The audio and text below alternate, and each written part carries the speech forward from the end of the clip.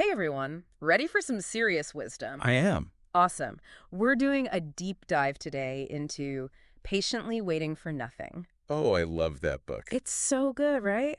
By Shemsu-t, Yes. a book that's been inspiring readers for 20 years now. Wow, 20 years. Yeah, think philosophical prose and poetry, Oh, yeah. even affirmations, Uh-huh. all wrapped up in a format that's just perfect for those quick bursts of insight. It is. We all crave those sometimes, right? Definitely. When you just need a little bit of something Yes. to get you going. Little nugget. Little nuggets, exactly. And it's all dedicated to her mother, Yes. which is just this beautiful, layer of personal connection to it. Absolutely. Plus, each chapter is like a mini lesson. Oh, totally. You got affirmations, suggested reading if you want to go deeper, even Adinkra symbols. Oh, wow. From West African tradition. I didn't know that. Talk about a holistic approach. That's amazing. But before we get lost in the symbols, Ah. let's talk about the story at the heart of this book. All right. The unlikely friendship between Miss Helen, Miss Helen. a homeless woman, Okay. and Bobby, this young professional. It's brilliant how she shows that wisdom. It doesn't discriminate. Right? Like, Miss Helen might not have much materially. Yeah. But she's just overflowing with warmth and life. Right. And then you have Bobby. She's got the career, the nice apartment, Uh-huh. but she's feeling lost, So lost. Like something's missing. Yeah, and their connection is so natural. It is. It's like it blossoms over meals, walks in the park. Mm-hmm. It makes you feel like you're right there with them. I would totally. Just soaking it all up. Soaking up Miss Helen's wisdom. Yes, It's exactly. not some stuffy lecture hall. Right. It's two people connecting and sharing. Real life. Yeah, just like real, relatable life lessons. Okay, so Miss Helen does not hold back. No, she doesn't. She covers everything from fear and aloneness Oh, yeah. to love, death, even sex. It's the whole spectrum. But let's start with fear. Okay, good place to start. She has this powerful affirmation. Fear is the greatest illusion. It is also a very powerful force, and if used wisely, it will propel us to our greatest aspect of being. It's amazing.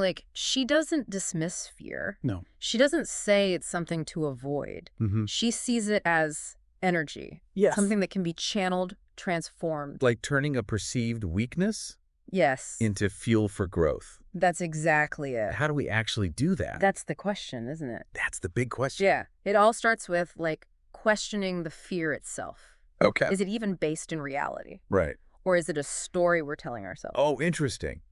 So taking a step back, examining the fear. Yeah. But what happens when fear has already, taken root Yeah. and you're frozen? You can't move forward. I think then it becomes about taking small steps, Okay. even if they feel insignificant at first. Little by little. Yeah, it's proving to ourselves we can move through it. That it doesn't have to control us. So if we're always avoiding discomfort, Hmm. are we actually, missing out Oh, 100. on opportunities for growth? Yes. Think of it like a muscle. You have to challenge it Oh, to make it stronger. right. Same goes for courage, resilience, all of that. Okay, that makes sense. So we confront the fear, maybe even harness its energy. What about aloneness? Interesting. Mrs. Helen makes this distinction between loneliness, which has a negative connotation, and aloneness, which she sees as a positive space for inner work. It's so true, though. It challenges how we think about being alone. Totally. We always, equate it with loneliness, Right. with feeling isolated, Yes. disconnected. Yes. But what if aloneness could be like a portal? To something deeper. Yes. A deeper connection. Yeah. Not just with ourselves, but with, something bigger. She has this line, aloneness is experienced when one has gone through the chaos of loneliness. Aloneness is sensing that you are never by yourself, all one. Okay, unpack that for me. What does it even mean to be all one? It's like recognizing that interconnectedness of everything. Okay. It's about realizing that even in solitude, Yeah. we're never truly alone. Hmm. We're part of this vast web of life, Yeah. this universal energy. So aloneness, in this sense, becomes a way to tap into Exactly. that interconnectedness. It's about shifting our perspective Okay. from I'm alone to I'm part of something so much bigger than myself. Powerful. It makes you think about those times you felt most alone. Yeah. Were you truly isolated or were you just missing that connection. It's like we're so busy fearing aloneness Yeah. that we miss the opportunity it offers. Right. And that's where Miss Helen brings in meditation. Okay. She sees silence and stillness as so essential Yes. for nurturing the spirit. It makes you wonder, in our constantly connected world, are we losing touch with that? I think there's a real danger of that. Right. You're bombarded with information, stimulation, noise, All the time. and it's hard to find that quiet space within Yeah. to connect with our deepest selves. Our minds are always racing, Yes. always on to the next thing. Exactly. No wonder we feel so scattered. And that brings us to time. Time. Another fascinating concept Miss Helen explores. Okay. She sees it as an illusion, I love that. something we created Mm-hmm. to measure and control our lives. Like, we're so obsessed with time, Yeah? with schedules and deadlines, that we forget to actually just live in the moment. We're either rushing toward the future Yes. or dwelling on the past, Right. and we miss the beauty of right now. She even has a whole chapter called Kundalini Rush, Oh, wow. where she talks about that energy we have when we first wake up and how we should share it with loved ones. That's beautiful. It's like, are we truly present, Oh, or are we just letting life pass us by that's a good question. while we're just glued to our screens, Yeah. And speaking of letting go, Okay. Ms. Helen has some pretty radical ideas about freedom. Oh, yeah. She believes that it comes from detaching from material possessions Wow. and societal expectations. It seems kind of counterintuitive. Yeah. Detaching to find freedom? It is. But think about it. When we're constantly chasing things, Okay. whether it's, I don't know, the latest gadget, the bigger house, Mm-hmm. or the approval of others, Yeah. we become enslaved by those desires. Oh. We're never truly free because we're always striving for something outside of ourselves. Like that saying, the things you own end up owning you. Exactly. Oh, so true. True freedom, from Ms. Helen, it comes from recognizing our worth isn't tied to those external things. Interesting. It comes from within, Okay. from a place of self-acceptance Yeah. and contentment. So it's not about giving up everything, becoming a minimalist. No. It's about shifting our focus Exactly. from what we lack Yeah. to what we already have. Yes. It's appreciating the abundance in our lives. The simple joys, the connections that matter. Like she's saying, be free from the need to be free. Yes. Because when we're constantly seeking freedom, Yeah. we're actually reinforcing the idea that we're not already free. Right. Okay, let's talk about love. Okay, let's do it. Mrs. Helen believes it's the truest measure of living. I love that. She has this incredible line, the truest measure of living is the depth to which we have loved. Its adversary is fear. Wow. Such a beautiful statement. It is. It suggests that love isn't just a feeling. Mm-hmm. It's a choice, Oh, an action. okay. It's about choosing to open our hearts. Yeah, Even when it's scary. right. Even when we risk getting hurt. So loving fully means embracing that vulnerability. Yes. Being willing to let our guard down, Mm-hmm. even if it means potential pain. Absolutely. Because without that vulnerability, without that willingness to open ourselves up, we can't experience the depth of true love. But isn't that terrifying? Ugh. To love that fully, knowing you could get hurt. That's where courage comes in. Okay. It's about choosing to love, Yeah. even in the face of fear. Mm-hmm. Because the alternative is a life lived in fear, Right. in isolation, in a cage of our own making. Oh, wow. So we have fear telling us to protect ourselves. Yeah. And love urging us to open up. It's a constant battle, isn't it? This inner battle. Yeah. But what happens when fear wins? We miss out Oh, on the transformative power of love. oh wow. The connection, the joy, the growth. And what about death? Ooh. Miss Helen doesn't shy away from that either. No, she doesn't. And it's interesting because her perspective on death is so intertwined with her view of love. Yeah. She doesn't see death as an ending, Right. but as a transition. She believes we're eternal beings, that our souls continue on after our physical bodies die. And she encourages us to stay connected to those we've lost. Yeah. Not through grief and sorrow, but through celebrating their lives, honoring their memory. What a beautiful way to reframe loss. It is. To see it not as an absence, but as a transformation of presence. Exactly. And it all ties back to that interconnectedness Yeah. of being part of something larger than ourselves. No, I have to admit, I was surprised to see a chapter on sex Right. in a book with this title. It makes sense, though, when you think about the book's holistic approach. Okay. Shemsu-t is exploring all these facets of human experience. Yeah.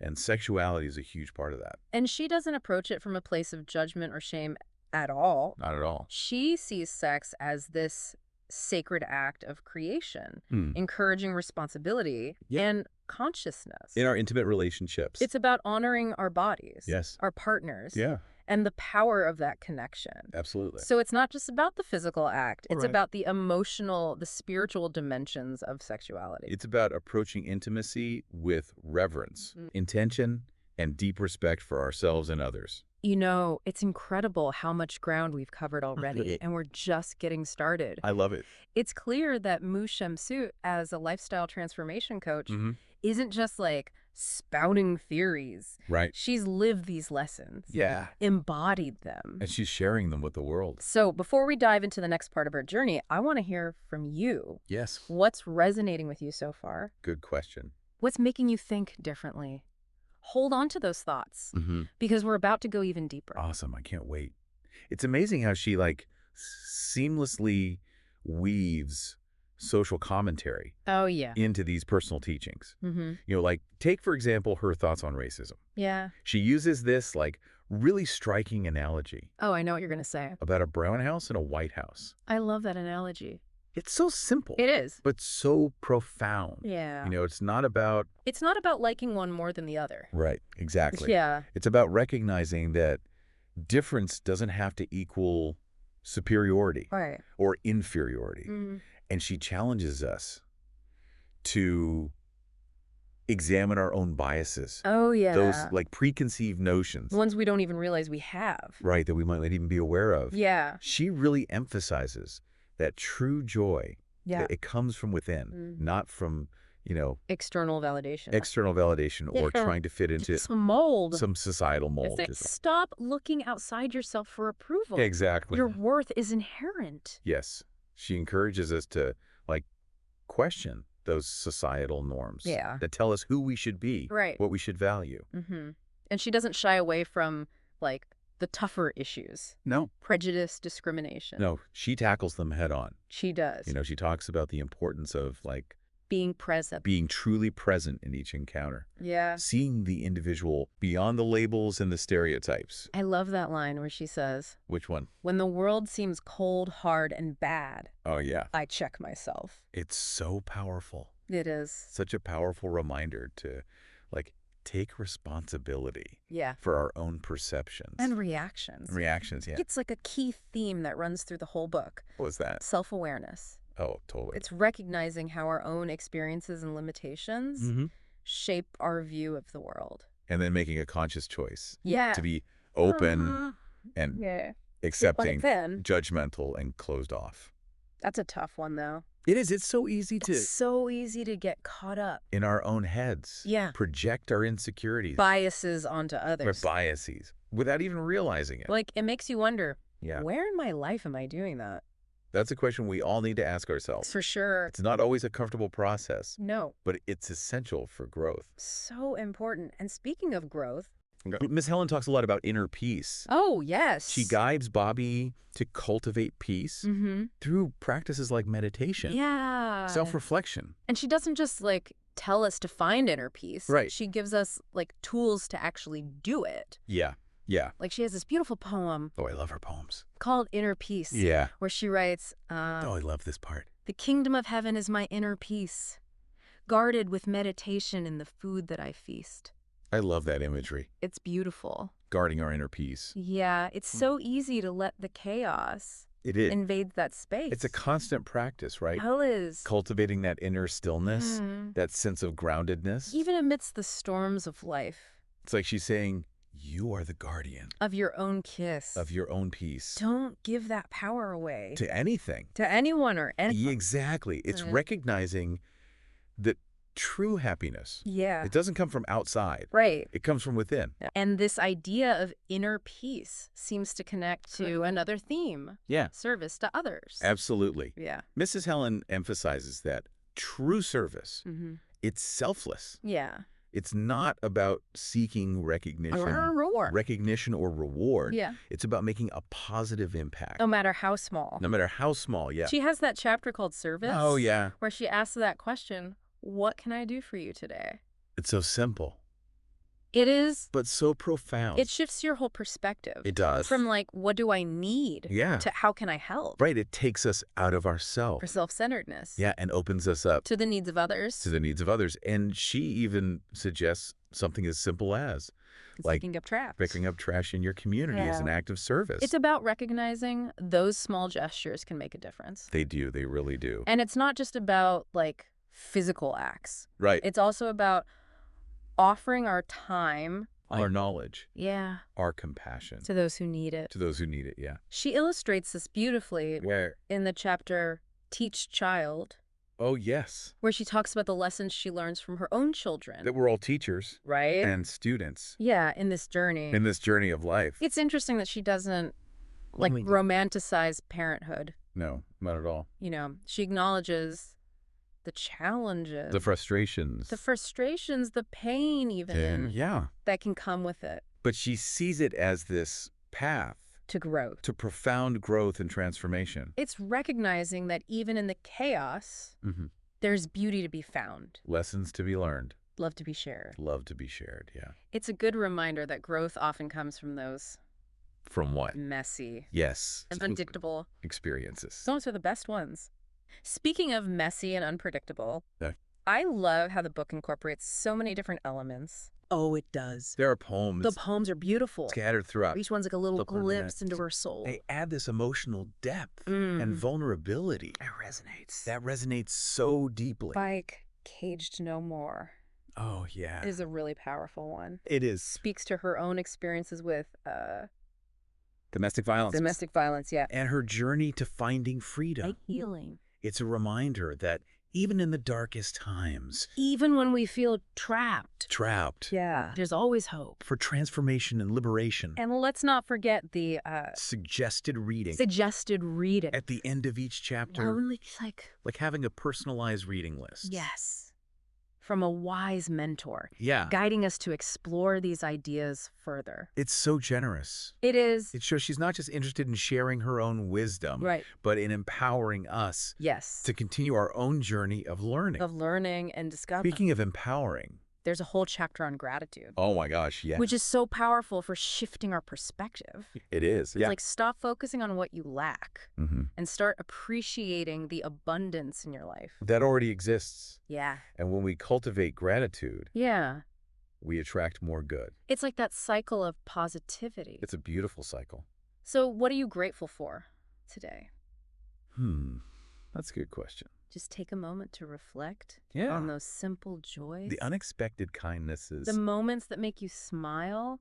Those are the things that enrich our lives. They really are. And gratitude isn't just about like feeling good. Right. It's about shifting our energy, That's- aligning ourselves with positivity. It's a practice. It is. Just like meditation. Like self-reflection. Now, before we wrap up this segment, Okay. let's touch upon one more theme Okay. that weaves its way through the book, Right. the concept of the God life. Oh, yeah. The God life. Yes. And it's interesting because Mrs. Helen doesn't subscribe to any particular religion. Right. You know, She speaks to a more universal spirituality. exactly. To something greater. And she encourages us to Would- question those societal norms Oh, yeah. and embrace a life that's aligned with our Our highest purpose. highest purpose. Yeah. She has this like provocative line Oh, which one? in the chapter, God? Okay. Churches are not the owners of God's knowledge or accessibility. It's so bold. It is. I love it. But it speaks to the idea that like spirituality is a personal journey. It's not dictated by Institutions or dogma So it's about finding that connection, within ourselves. yeah, on our own terms, On our own terms, exactly. in our own way. It's about recognizing the divine within ourselves Yeah. and in all of creation. Living with intention, Compassion, deep sense of connection. connection to the web of life. To the web of life, yeah. And she acknowledges What's that? that the God-like, Isn't always like Easy? easy or blissful. right, like in the chapter, Damn, What's him? she writes about the pain of lost love.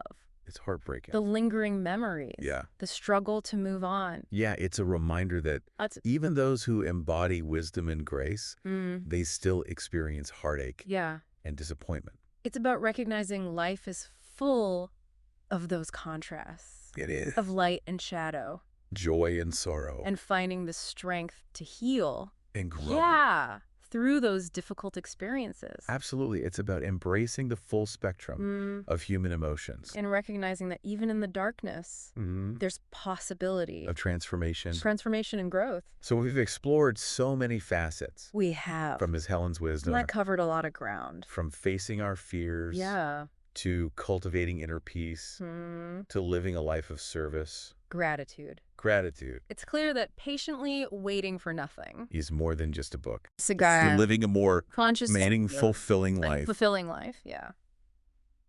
As we move into our final segment, Okay. I want you to hold on to these questions. What are they? What does the God life mean to you?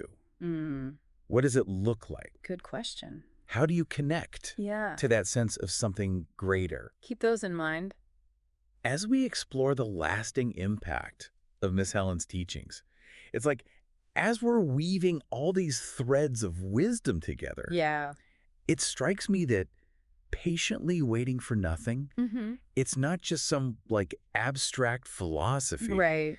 It's a guide. It is. It's like a roadmap A roadmap. to navigate the complexities of life With intention. with grace. Yeah. With an open heart. And it's like ancient wisdom Yeah. made relevant For today. for our modern lives. For us. Yeah. And what's so powerful is that, It's not a one-size-fits-all. no, it's not a one-size-fits-all solution. Right. You know, it gives us principles, tools, perspectives to use on our own. To adapt to our own individual journeys. Like Mrs. Helen is saying, Yeah. here's the framework. Yeah. Now go build your own masterpiece. I love that. And speaking of masterpieces, Okay. I love how the book ends. Oh, the ending. We get this glimpse into the future, and Bobby and Mrs. Helen, they're not just talking the talk. They're walking the walk. They are. It's so inspiring to see them I know. take these teachings, Yeah. create real change. In the world, Yeah. Bobby leaves her corporate job, She does. opens a homeless shelter. And counseling center. Yeah, working side by side with Mrs. Helen Beautiful. to uplift those in need. It's a testament to the power of mentorship and the ripple effect Yes. of compassion. And remember that line Oh, tell me. Miss Helen shares near the end? Each of us has a contribution to make in this lifetime, right here and now, no matter our station in life, the color of our skin, our age, the heritage of our ancestors, our level of education, or the poverty of our existence. Chills. Every time. Every time I read that, It's a reminder it's a big reminder. that we all have something We mean unique to offer, to offer the world regardless of circumstances. or background. Like a call to action. It is. An invitation. To what? Step into our power. Yeah. Embrace our gifts and make a difference. And make a difference however we can. And it ties back to the God life. It does. We were talking about. It's about living a life Of purpose, of service. connection, Just like something larger. recognizing the worth and dignity Of every human being. and striving to create a world Yeah. where everyone has that opportunity To thrive. to thrive. And it's not about those grand gestures. Right. Or waiting for the perfect moment. For that perfect moment, yeah. It's the small things. It's the small everyday acts Yes. of kindness, compassion, that Yes. ripple outward. To create a more beautiful world. So, as we wrap up our deep dive Yeah. into patiently waiting for nothing, I know. Sad to see it go. I want to leave you with one final thought. Okay. Miss Helen encourages us to see the beauty, even in chaos. Yeah, where in your life? Where in your life are you overlooking? Yeah, that hidden beauty. Hidden beauty. It's a question worth pondering. Because sometimes the most profound lessons, the most unexpected joys, Are found and the most unlikely places. in those unlikely places. It's about shifting our perspective Opening our hearts. Yeah. Embracing the full spectrum. of human experience. Yeah, with gratitude. Gratitude and wonder And remember, this is just the beginning. of your exploration. Yeah, Shemsu-t has so many other works She does. that offer It's guidance and inspiration. for those seeking a more fulfilling life. So keep exploring, keep questioning, Keep growing. keep growing, and remember Yeah. The path to wisdom Mm. is often found in those moments Right. when we're patiently waiting for nothing Yes. and open to receiving everything. Beautiful. Thanks for joining us. It's been a pleasure.